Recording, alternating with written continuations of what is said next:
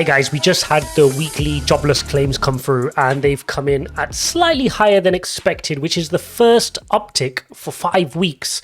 So the reading, which measures the number of jobless claims in any given week period, came in at 353,000 versus an expectation of 350,000. And it was 349 the week before. So up 4,000 jobless claims, the first uptick in 5 weeks.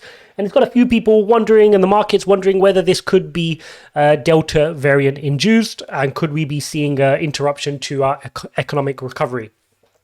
Now, we need to remember the total continuing claims week ended August are 2.862 million versus 2.772 million. Okay. Now, the important thing to note is the reading, which is 353,000, we got to remember that it was 900,000 in early Jan, and we've halved from August numbers. August 2020 numbers, sorry. So we've halved since then. So it's definitely a good trajectory, but still a long way to go to get back to pre-pandemic levels, which were about 200,000 jobless claims a week. So if you imagine the peak is about 900,000, we're at 353, but a bunch of work to do to get down to the 200,000 level mark. And we need to remember that the economy still remains 5.7 million jobs shy of where we were in February 2020 as the pandemic started to pick up pace.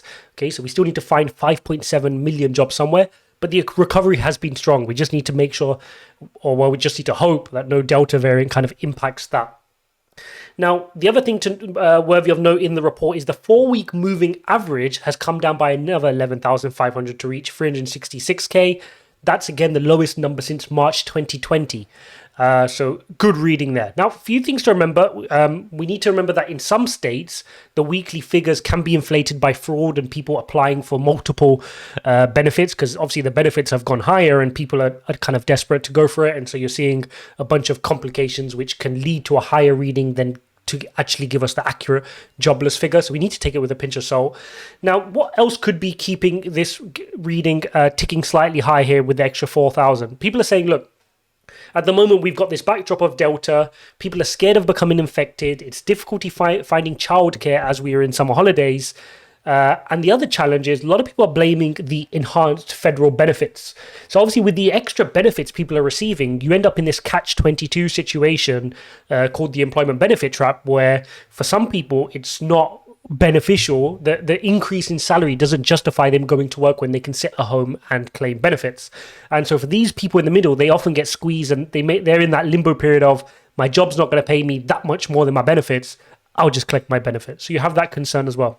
Now, looking at the benefit figures, which I've got in front of me, you can see as of the week ended August the 7th, 12 million Americans were claiming benefits of all forms, marking an increase of 182,000 versus the previous period. Okay, so the number of people claiming benefits are still going up. Now, what's the outlook here? I think one of the cases to be made is, if we remember, GDP was growing and the jobs weren't following it. And now with the Delta variant, it could be that the economy starts to slow down a little bit from where we were when we were upticking, and job figures can catch up.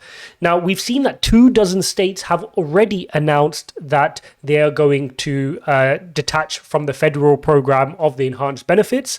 And a lot of people are saying all states should follow suit. And if that happens, they're hoping that, along with summer finishing and people heading back into work post the summer holidays, should lead to an uptick in the labour market and the labour figures, suggesting a good sign.